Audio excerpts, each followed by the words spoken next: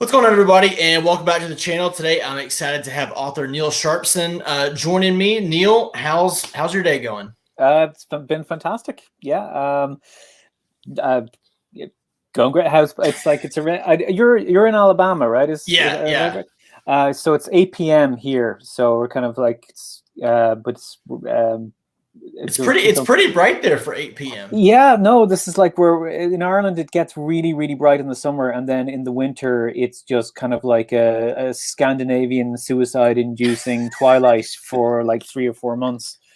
So it's kind of like ups and downs, but yeah.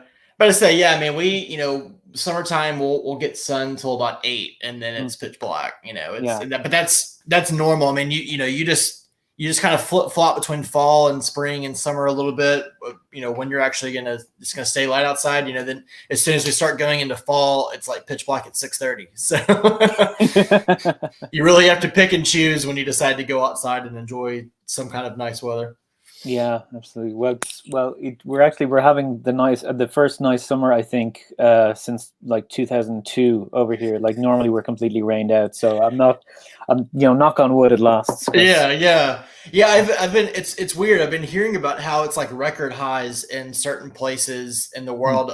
Like here, everything's kind of reversed. Where like the East Coast is usually super hot right now, and the West is like moderate, and it feels good. Well, like Northwest right now is like in the hottest they've ever had, and then we're sitting here going like, 90 degrees, it's not too bad.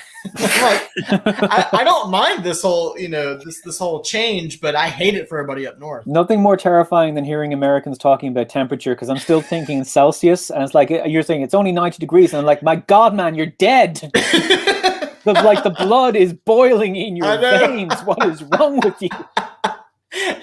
It's like, how are you just not continuously dousing yourself in water? Like, how are you talking? How are you here? Exactly. Yeah, because I see I've got tons of like author friends that are up in Canada, and it's all Fahrenheit. So they're like, it's 46 up here. I'm like, man, that's really cool.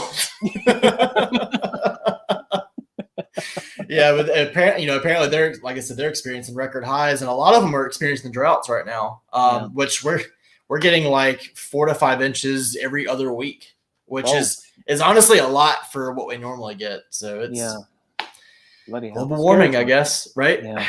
So, well, let's talk about something maybe a little bit happier, maybe. Bleak dystopian future. Let's take our minds off things.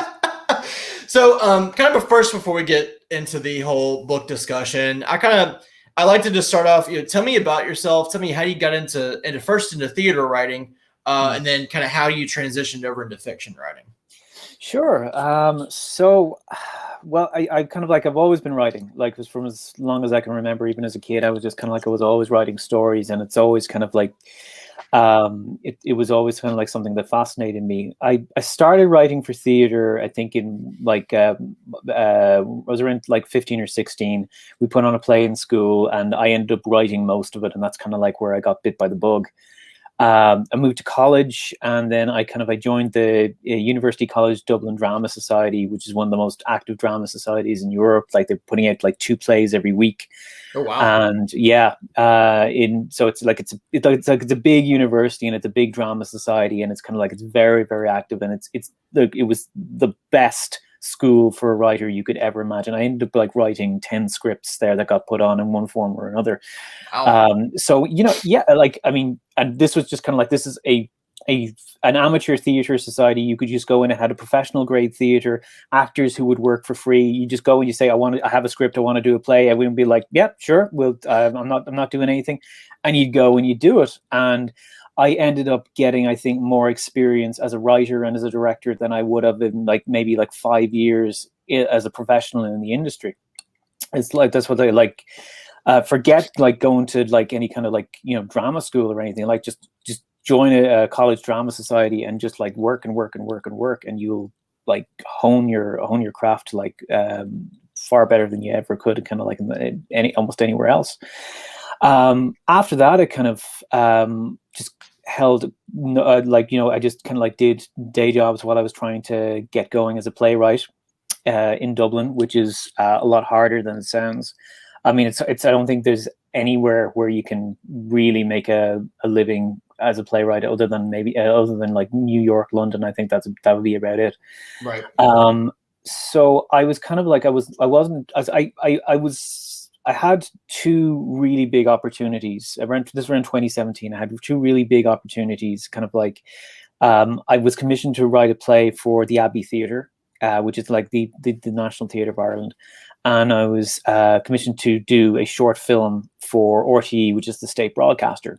Mm-hmm. So after like years and years of kind of like plugging away at the coalface, I was like, this is it. This is finally, my career as a writer is finally kind of like taken off. And both of those opportunities just went up in smoke in the same month.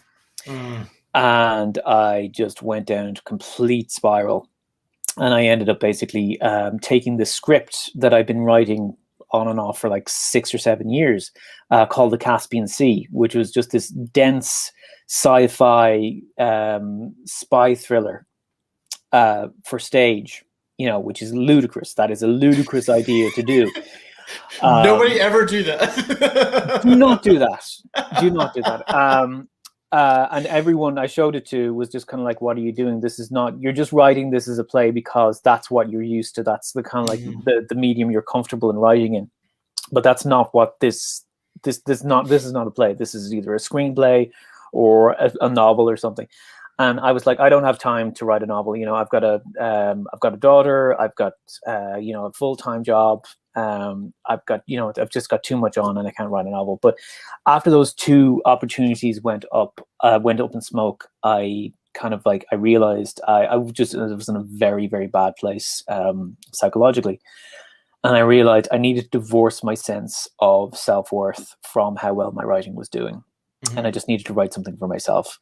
And that's why I wrote the novel. I was just kind of like, I've said this so many times now, I've done so many interviews with this, and it's come so but I wrote it as a form of self-therapy.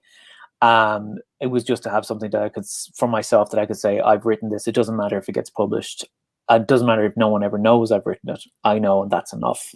Yeah. And that is how the novel came about. And it was a very easy process. It was because I had the script, I had the characters, I had the themes, I had the story basically that I wanted to tell. It was just putting flesh on those bones. Yeah. And within a couple of months, I started writing it in November 2017, and I had it substantially finished by February 2018. So it was an absolute joy of a process. But that's how, by a very circuitous route, I became a science fiction writer. That's quite a route. Yeah, I wouldn't recommend it. Like, yeah. I mean, I remember when I finally got the book deal, and I was thinking, like, should I write just kind of like a how I did it? It's just kind of like a guide for kind of like aspiring writers. Say, this is what you do. And I realized, well, step 5 is have a major psychological breakdown, and I don't think in good conscience I can recommend that. So like, I don't want to laugh at that, but yeah, I don't know if it's a recommendation. No, go for it. Sure, you gotta laugh. But I sent the manuscript to, I think, something like 150 publishers and agents. And then when I finally got an agent, and I kind of like I posted I tweeted something about how I after 150 submissions, and people were kind of like texting me and saying, oh, that's so brave that you'd admit that. And I felt like I just admitted that I lost my virginity at 45. I didn't actually think that was that much, but apparently I was doing something very, very wrong, because it's not normal to kind of like to send 150 submissions and for a book that eventually gets picked up. Yeah, I mean, I hear people send them all the time, but usually it's I don't know, capped at like 50 to 75 maybe. I think there's like so many people that just can't take that many rejections. Granted, I hear all the time about how just like they send and always get rejections. And I'm like, at some point, the word no just has to be like, okay, we're gonna kill this one and go to the next thing. No, that's just the secret is just be too dumb to quit. That's the advice I give. Just kind of like, don't take no for an answer from the publishing industry. They don't know what they want. Right. They think they do, but until it slaps them in the face, better. Better. Never forget that. No, I really do think you should if you don't write a book about it, maybe like a little like you know how authors often write like craft books, like on writing and stuff. Like you should do, you know, like on process and write something about how you had to go through your different stuff. And literally, like each chapter is a different step. Yeah. You can always gloss over one if you need to. Yeah, I might do it if I get really, really desperate. Yeah, I mean, you know, if the well dries up, you know, you've always got that to fall back on. So I want to get into kind of the writing stuff in a minute, but I want to know a little bit about Unshaved Mouse. Okay, so Unshaved Mouse was a blog with a title that I get less comfortable with it with every passing year, but it seemed like a good idea in 2012. It started out basically when my daughter was born. My wife and I kept having the conversations about, like, you know, what would be the first Disney movie we show her. And I was kind of like, and people were always telling me, you know, if you're a writer, you really should have a blog. You should kind of like, you know, it's a great way to kind of like to build up a following and kind of like keep an online presence and keep your hand in between projects. But I never knew what I'd write about. So then my daughter was born and I said, right, okay, here's what I'm going to do. I'm going to review each and every one of the Disney canon films in order. To see if I can find the best one. And that's how Unshaved. So Mouse, as in like Mickey Mouse, and Unshaved, as in because I've always got kind of like 5 o'clock shadow. I'm kind of I'm Greek, so I kind of like my family are originally from Cyprus, so I kind of like I tend to be on the hairy side in general. So the kind of like, and it was going to originally be a YouTube channel before I realized I didn't have the technology or the time or any of the editing skill or anything like that. So I picked the name when it was still going to be, I was assuming people would actually see me. Anyway, so that's how Unshaved Mouse came about. And then it just kind of got a bit weird. And by this point, it's kind of, the mouse kind of became a character in his own right. And the backstory kind of developed that Unshaved Mouse was transformed into a mouse because he didn't like Beauty and the Beast by Walt Disney, who is actually an immortal warlock, because Walt Disney kind of like when he was doing the magical world of Disney, he used to kind of like always be doing these magic tricks. So I said, okay, what if Walt Disney was actually, you know, in league with the dark powers? And then it just kind of like little in jokes just started spiraling, and before that I had this kind of like whole extended cast, and it just kind of got out of my hands, but it's still going. Like I'm still updating regularly. I've kind of like I still review the Disney. I'm going to be reviewing Raya of the Last Dragon, probably the next after the next review, and I've moved on to kind of like I do the Marvel movies as well, and just whatever kind of like animated movies that the readers kind of like see fit to subject me to. Interesting. Yeah, so it's been a wild ride, but I really enjoy doing it. Yeah, you know, it's funny you say that. So, you know, my wife and I just had a baby girl last year. Oh, congratulations! Thanks. In June or earlier this month, and before it's probably about 3 months before she was born, I reached out on Reddit. I'm not really big on Reddit. It's just there's a whole lot there, and it just I don't know. It doesn't appeal to me. But social media, honestly, in general, doesn't really. I mean, I like to use it to keep up with people and like. But I don't really even look at the feed because there's a lot of toxicity in it. Yeah, so I'm just saying. I just kind of like go to notifications. Is anyone talking about me? No. Okay, goodbye. Pretty much. So I reached out and I was like, you know, what's the first like book series I need to introduce my daughter to? And I mean, you know, you get all kinds of, you know, Lloyd Alexander. You know, of course, everybody's like Tolkien. You know, and then you know. What else was, you know, because I had suggested like Harry Potter, but it's kind of dense for you know, just even me reading, because she's only got the attention span for about 100 how to old 200 is she words. now? Like, she's one. Okay. So Dr. Seuss is like pushing it as far as like word count goes. But recently I started reading the Roald Dahl books. Charlie and the Chocolate Factory. Yeah. So, and that one's keeping her attention. It's got pictures in it. It's funny. The characters talk fast, so you can read it fast, you know. But yeah, through that, I started reviewing books for Scholastic. So I review children's books. You know, I do like I've done like Baby Shark books and. Oh God, no! Tell me. We've done it. Well, it's funny because today I actually got a bath time book from Scholastic to review. So like my daughter's gonna be freaking excited about it. She, bath time is like the time. So can I give a recommendation actually? Yeah. For book, the Pigeon books by Mo Willems. Okay. Because so he does this thing like there's this stuff like don't let the pigeon drive the bus.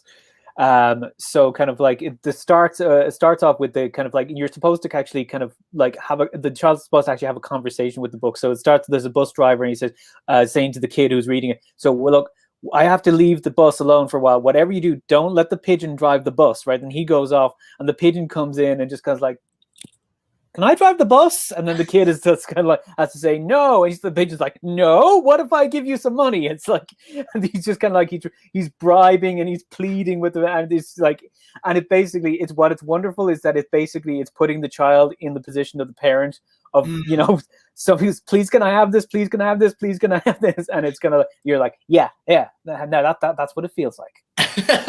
They're so good. That's awesome. Yeah, I think we have a couple of those. My wife is also a school teacher. She's been teaching kindergarten and first grade the past few years, so I think she's got a couple. But yeah, I've seen those covers all over the place. I mean, what have we been doing recently? Like I said, we've been doing a lot of Dr. Seuss. Most of the classics I grew up with, like Little Critter and Berenstain Bears and stuff like that. That's been kind of like our go-tos. And then a lot of like the board books because they're fairly short. But my son he's like 19 months. We've been trying to read to him kind of like just those kind of like big chunky kind of like cardboard books, and he just wants to eat them. That's literally, he had no interest in the stories. He just wants to chew them to pieces. Yeah, we thought our daughter really loved books, and she does. Like probably a few months ago, she would just like sit there and just flip through them, and like it'd be great. Now she picks it up, puts it in her mouth, and walks around with it. And I go, okay, you love books, but like in a completely wrong way, and you're going to chew off the ends of them, and just know you're going to. So you really have to keep an eye out. But we found these they're called polka dot books, and like these little plastic dots, and like each page has one that you press, and it makes it's almost like a bubble wrap. Oh, right. Okay. Yeah. So you turn it over, and the next page you can repop what was there. And she friggin' loves those. So, and it's funny, she's really big on like nonfiction children's books. So we have all these board books with like real life animals and cars and stuff. She could like care less about like the fantastic and magical. She's just like, that's a goat, cat, dog. I guess because she can have like 3 dogs. Really, they're so obsessed with learning. That's whether they do just like they want to know like what's this like what noise does this make, like Donnick at the stage where he kind of like every animal says woof woof, and every plant is flower. But you get they're so like you can just see their brains just like almost just sucking the information out of the atmosphere. Just they're so, and they're just such intuitive learners. Yeah, and it's so crazy seeing like how her mind works. Like now that she can walk, because she's just all over the place. So she'll just walk around, grab something, and just look at it, and then when she's done, she throws it to the side and goes to the next thing. Yeah, and so there's just stuff scattered all throughout the house. So every night it's just like taking a shovel and scooping it all back into the room. But I hear you. It's you're there too. Oh yeah, I'm in the trenches, my friend. Other people, they don't know, man. They haven't been there in the deep shit, man. No. They weren't there, man. It's so true. It's so true. And I've got friends that are going through it. Just playing in the background, it's just like, hey, me. Oh my gosh. Yeah. And I've got some friends that have either gone through it or they're about to go through it again, because we've got some that have just had their second within the past couple of months. And I just go, I feel you.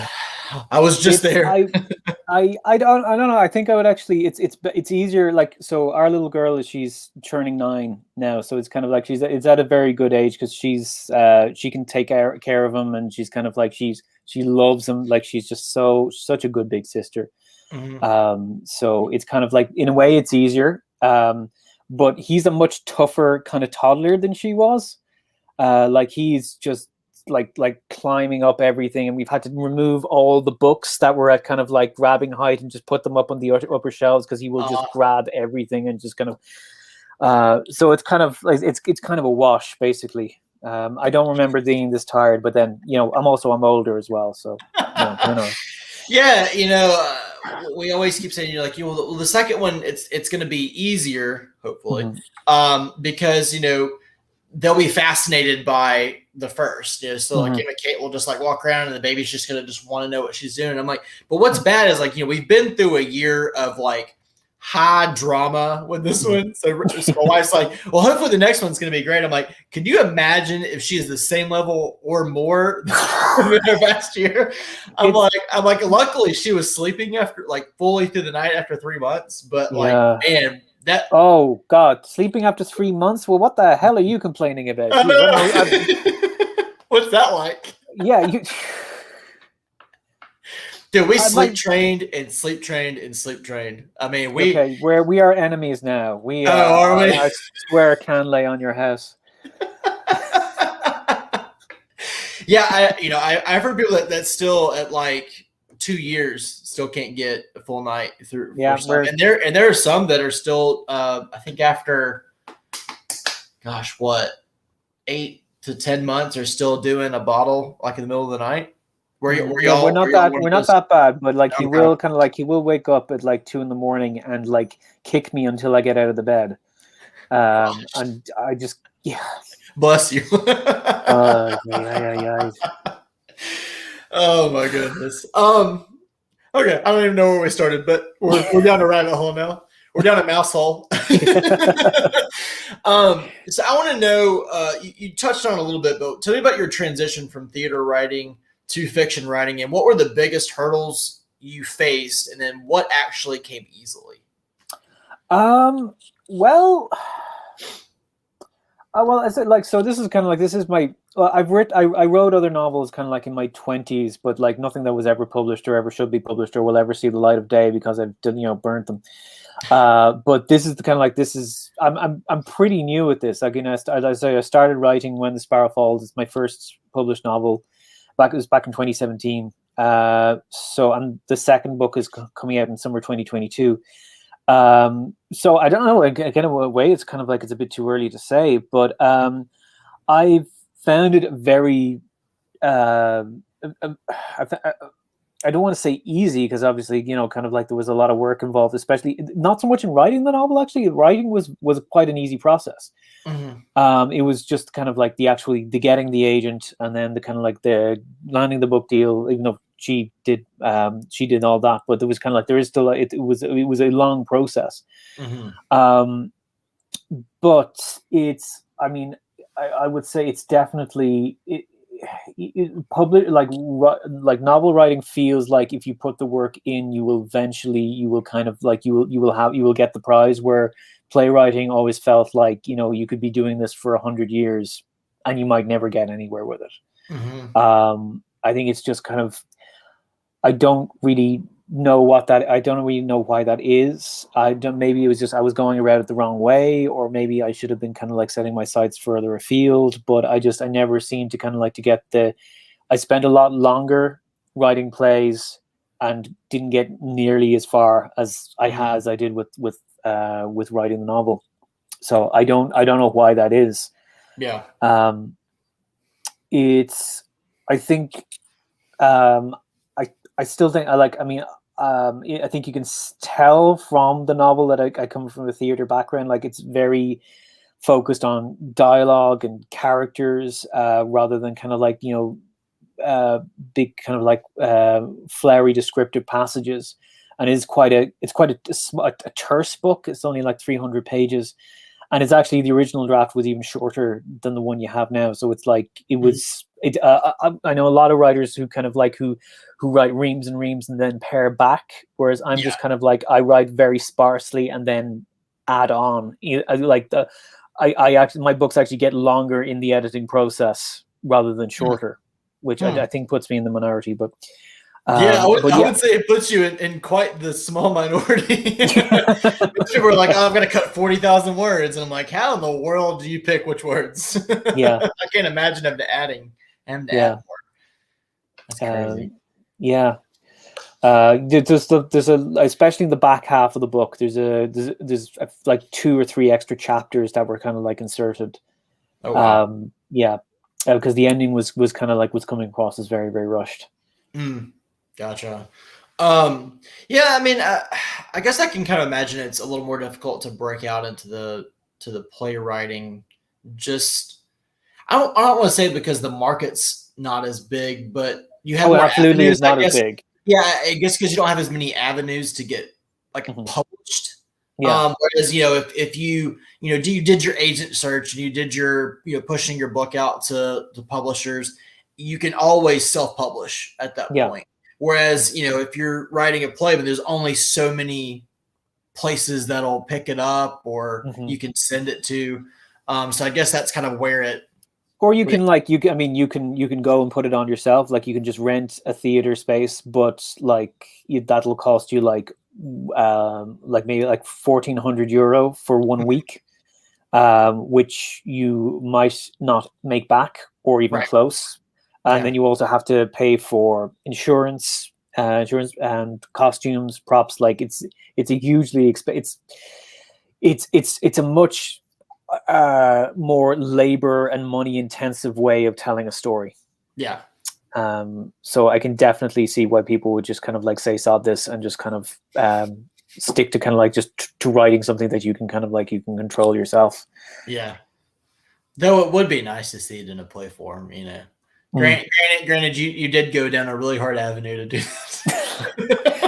I've seen it. It's gotten 2 staged readings, but it's never actually gotten a proper kind of like a full production. But it was read in Valdez, Alaska, in the Last Frontier Theatre Conference, and they also got a stage reading here in Dublin. Oh wow! But it's never actually, it never kind of like got a proper staging. Trying to think how that would work. Like going through the book, I'm like, how would that work? But I mean, clearly, it has the way it reads. It almost reads fairly episodic. Like you can feel where the intermissions are. Because it's not even straight chapter by chapter, but there's just like little pauses where it kind of goes into a different story. Because you're also seeing Nikolai's past and then his present. And every single time, he's seeing his ex-wife and this this character. There's just all these flashbacks, and so it'd be really interesting to see that as a play. So hopefully, maybe one day, hopefully the book has amazing success. You're like, oh yeah, by the way, I've got a script. Do something with it. I would love to see it. It's kind of like, I mean, I think the novel is the better version of the story because you get like Sally Coe isn't in the play at all. She was kind of like, she was a later edition and she's my favorite character now. So I'd be sorry to see her go. And they're kind of like, it's a more kind of like, the novel is the more kind of like full version of the story. And it's kind of like the one I'm most happy with. But yeah, I think it would be really cool to see it as a play. For sure. So tell me a little bit about kind of where it started with the Caspian Sea and like, how much, I guess, of an influence did it have on your finished novel? Was it the full, I know you just said the book is more your full story, but was there everything you wanted in the play put into your book, or did you end up actually having to cut stuff out of your play that you wrote in order to make the book, I guess, concise and a finished product? It wasn't really a case of cutting stuff out. It did change quite a bit. Not hugely, but I think the biggest change was in the depiction of Caspian itself, the actual nation where it takes place. Because in the original, when I was starting out, it was much less openly tyrannical. It was kind of more just kind of how to describe, like this kind of very gray, very conservative, very bureaucratic, but kind of comically bureaucratic kind of state. It was just it was more kind of like Monty Python-esque than something actually dangerous. Mm-hmm. Like it was kind of like I had this idea for a scene where South gets sent to jail and the the jailer is kind of like this nice, kind old man who plays chess with him, and they kind of like, and even though he's still in jail, he's still kind of like going to spend the rest of his life in jail. But you think, okay, it's not too bad. He's not being tortured or anything like that. Right. The reason I did it was because when I started writing in around 2011 or 2012, that kind of 1984-esque totalitarian brutal state seemed very old hat. And then I was kind of, I think it was hopelessly naive, because, you know, in the intervening years you had like a lot of stuff happened that kind of like beat a lot of that naivete out of me, and I started thinking, okay, no, you know, authoritarianism is not quite done yet. And that kind of leached into Caspian, and Caspian got a lot darker and it got a lot more brutal. And I think the biggest difference is not really that South, the main character, does anything really all that different between the two versions, but in the stage version he comes across as a bit more of a bumbler, and a bit more of just like a very ordinary bloke, just kind of like way in over his head and just trying his best to survive. Whereas in the novel, because it's told from his perspective, and you can hear the kind of like the gears in his head working as he assesses everything, and he comes across in the novel as much more clued in and much more canny, and much more kind of very acutely tuned to which way the wind is blowing, which he doesn't come across in the stage version. He comes across as a bit more of a patsy. But yeah, no, it is very, if you ever watch the stage version, it's very, very familiar. Like basically any scene with South and Lily, or South and Nyman, or South and Chernov that's in the novel is in the play. And that's basically, that's the story between the story about South and Lily and Zarau. That's all there, and it's basically much told. There's the Alessia stuff, and the parts with Alessia's family and her sister Zahara, that's not there. The massacre that South recounts, you know, the kind of like the purge of the progressive Caspian People's Party, that's not there. A lot of the kind of like the backstory and the stuff in the hotel isn't there, but the central kind of like core story of South, Zarau, and Lily is basically, that's the play. Gotcha. Okay. Yeah, I really like those tidbits, so that show kind of like how we got to this point, because it is such an interesting look. You know, this you've got this republic that is just, I kind of look at it just like as a bubble, and it just wants nothing else outside of it. We're going to protect this, and then, you know, as the story progresses, you just kind of see it starting to crack. Yeah, you know, and it's just like an egg, but it slowly cracks, but it oozes quick, you know. Yeah.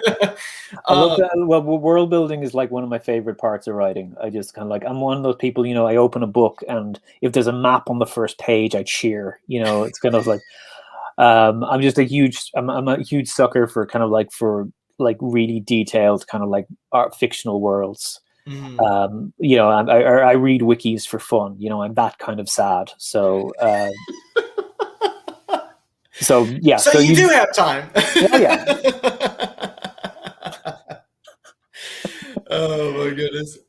So I've got a couple of questions about Sparrow, but can you tell us a little bit about When the Sparrow Falls, your debut novel coming from Tor Books, tomorrow, the 29th? I mean, I know we've talked a little bit about the Caspian Sea and how it influenced this wonderful novel. You're taunting me now, because you're just showing me the book now, because you know I don't have a physical copy of the US edition yet. That's part of the reason. Oh, you are. I'm 0 for 2 now. I'm 0 for 2. But yeah, if you want to give us like I'll bring up the Commonwealth, the English, the British edition, like, and show that off to you. There, you should, because it's just as pretty. Yeah, I'm really, really happy with that one. But so anyway, so Caspian Sea. Sorry, When the Sparrow Falls. Sorry. Same thing. Set 200 years in the future. The world is under the kind of like the benevolent stewardship of 3 super intelligent AIs called the Triumvirate. digitization of human consciousness is commonplace. The vast majority of human beings live online. It's completely in a completely digital form.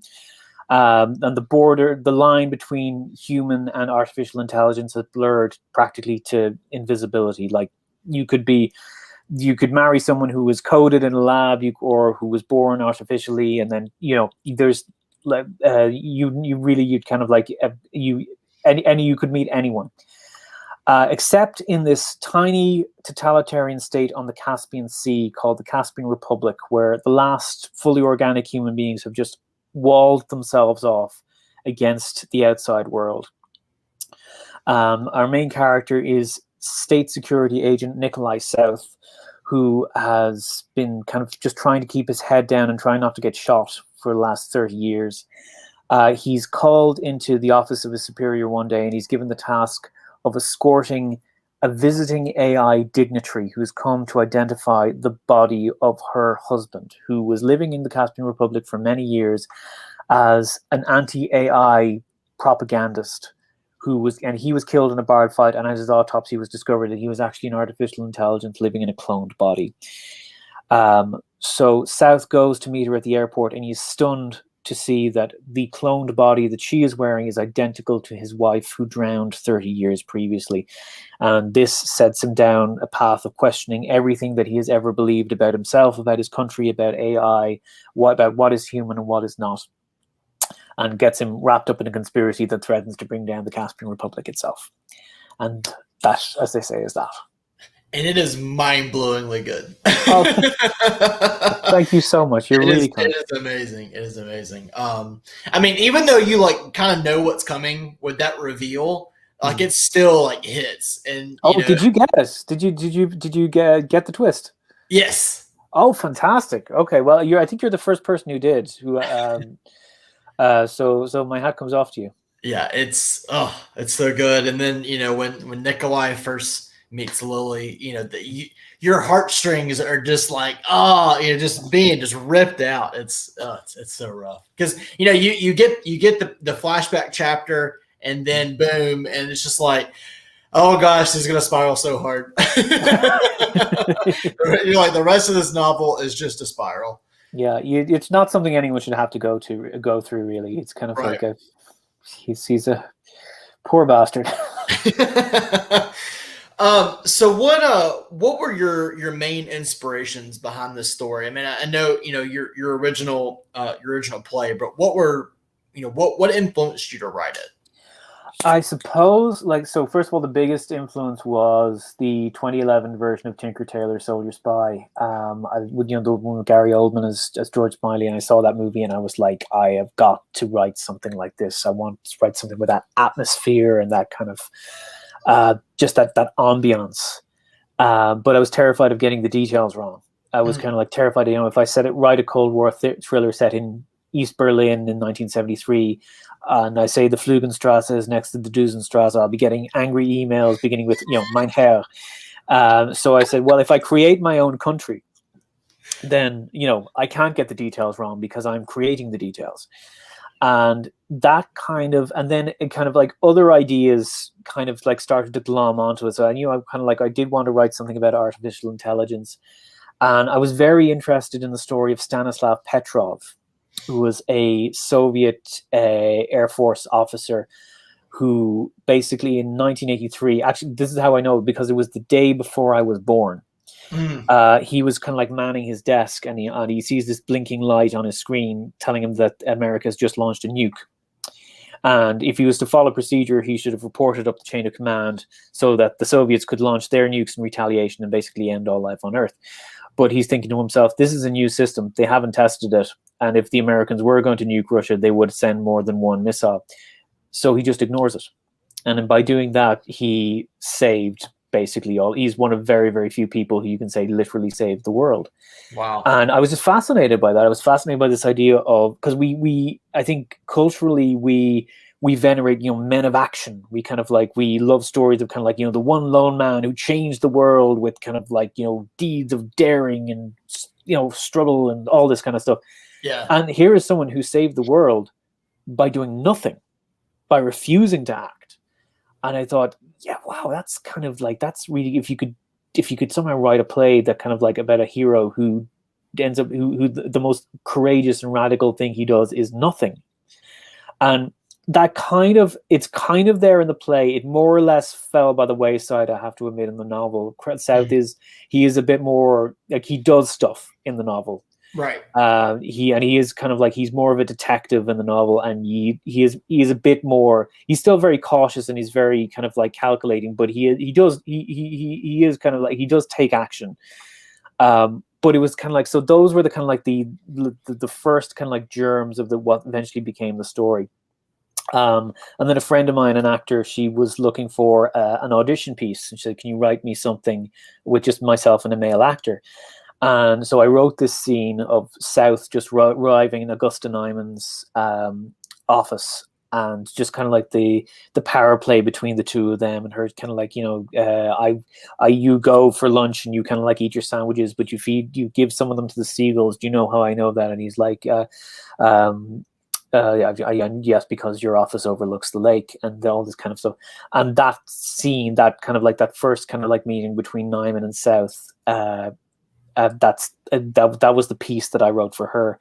And then just the rest of it just kind of like came over the years. I was just kind of like, I picked it up, I read a bit more, I said, this is working, I don't know if this is kind of like, this is just too dense, and I put it back, and then I pick it up again, and then open by the end of 6 or 7 years, I finally had the play, and then from the play came the novel. So it's kind of like, yeah. It's always interesting hearing how like things just piece together, and just like, I have something here officially, Yeah. And it's very rarely, it's very rarely that it's just kind of like a lightning bolt to the brain moment. Obviously, it's kind of like, for me at least, it's usually, like the lightning bolts do happen sometimes, but usually it's kind of like, it's you'll have 2 or 3 ideas in the back of your mind, and slowly you'll realize you're actually thinking about the same idea just from different perspectives, and they kind of like start to, it's almost like a pearl forming in the back of your head, and just more and more material just kind of like wraps around it. Absolutely. Can you talk a little bit about life inside the Caspian Republic versus the outside, and why is the Caspian Republic so resistant to change? Right. So the Caspian Republic was founded on the idea of kind of like, first of all, that human beings should be responsible for human destiny. So in this, sorry, the supernova just kind of like burst through the window there. Sorry. All life outside has been vaporized. So what kind of like, what kicks this off is that in the world of novels, that China creates a super intelligent AI, which they name Confucius, to kind of like, to guide their kind of like their economy, and their like their social engineering and everything, and they just causes their economy to just skyrocket and to overtake everyone else. So the Americans, of course, jump in and they create their own AI, and the Europeans get on board. And by the end of it, you have these 3 super intelligent AI who don't actually rule, but you kind of like, any decision that you make, if they advise you not to make it, it's the wrong decision. That's just, they're operating on a higher level. So it's kind of like, and that throws in the question, like, how free are you really? Like, I mean, you're free to make your 2 choices are, you can do what the machine says, or you can make the wrong choice. So is that even a choice? So, and the second thing is the creation of Contran, or consciousness transferal, which is digitizing human consciousness and uploading it to a server as a computer program, where you can experience anything that your depraved mind can kind of like can conjure. So there are 2 philosophical viewpoints on Contran in the world of Where the Sparrow Falls, of When the Sparrow Falls. It would probably help if I got the title of my own book right. So in the machine world, the kind of like the idea is like, it's you. It's just kind of like, you're just rendering your soul as kind of like as digital information, but you're still effectively the same person. The position in the Caspian Republic is, you're dead.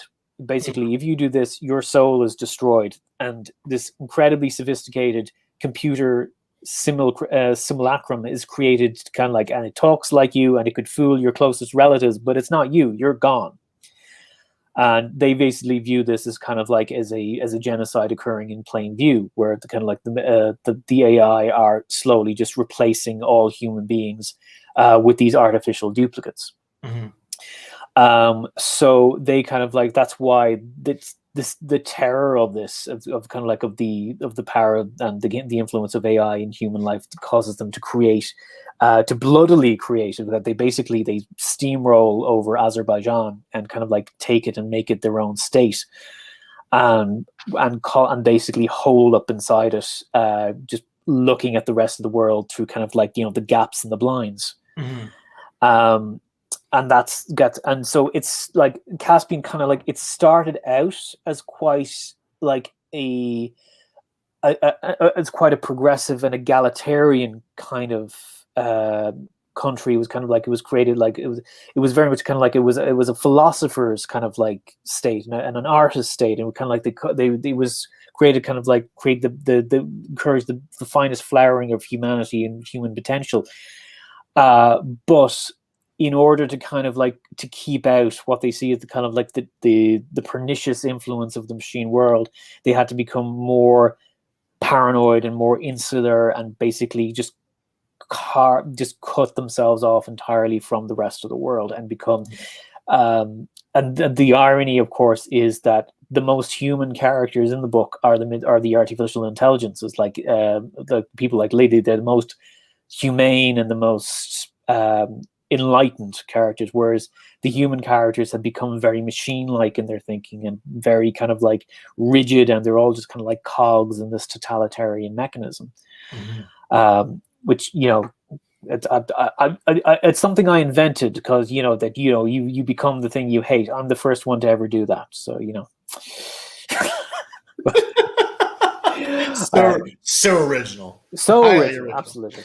I'm expecting you to get raptured at any point in time, by the way. that light comes into the window. Jesus, leave me alone. I'm doing an interview. There's one of two things. Is it that or it's a supernova? Man, you haven't died yet. So it's gotta be the other. Okay, so what are you working on now? You said you had another book releasing next summer. Yeah, so that one is I don't think I can give you the title because the title hasn't been settled. But it's a cosmic horror set over several decades in Ireland, like starting in the kind of like the late 1970s and all the way up to 2015, over like the life of this one Irish family. And it's a fusion of like Twin Peaks, Stephen King, and a healthy dose of Irish mythology, which I think has been very underutilized. And basically, I hope when you finally read it, it will absolutely scare the pants off you. But I like that. I like having the pants scared off. Yeah. So are you still currently working on that one, or is it? I've literally just handed it in just a few days ago. Okay. I handed in my draft. So I'll be working on it and editing over the next year or so. But I'm cautiously optimistic that it'll be in great shape in time for summer 2022. Awesome. Anything you've read recently that you'd recommend? Yeah, so I'm just about nearly finished Shadow Play by Joseph O'Connor, which is a historical fiction novel about the relationship between Bram Stoker, who of course wrote Dracula, and Henry Irving, who was one of the greatest male actors of the Victorian era, and is kind of like as widely accepted as being the inspiration for Dracula, and Ellen Terry, who was like a fantastic, phenomenal, one of the great leading ladies of the British theatre. And it's a beautifully, beautifully written book. Just absolutely gorgeous prose, and he one of those books that really kind of like you feel like you're traveling back in time. You can almost smell the kind of like the sense of the era, and kind of like it takes you through a fascinating period of history. So it's Bram Stoker coming to work in London as a theatre manager for Henry Irving, and he's kind of like he's got to put this ramshackle theatre like rat infested, and kind of like he kind of like tried. He has to kind of like put it in order so he can compete with the greatest theaters in London. And all the time he's working on Dracula, and the Jack the Ripper killings are of course happening in the background, and it's kind of like all this fantastic detail and of the just kind of like the panic of the time, the kind of like the alleyway of like poor neighborhoods just being barricaded up because the whole city is just living in complete terror of this one maniac. And it's a wonderful book, and I really recommend it. That's awesome. Okay. Well, Neil, thank you so much for coming. Absolute pleasure. Thank you for having me. About your book. And everybody, When the Sparrow Falls. So Neil's debut comes out tomorrow from from Tor Books. And in the UK, it comes out from Rebellion Publishing. So make sure to grab yourself a copy. If you enjoy Philip K. Dick, if you enjoy stuff like Blade Runner, I mean, it's highly artificial AI and nice little sleuth novel. It's phenomenal. I really enjoyed it. I know my contributor Dan super enjoyed it. I think he gave it 10 out of 10 a couple of weeks ago. So I mean, thank you for me, please. Will do.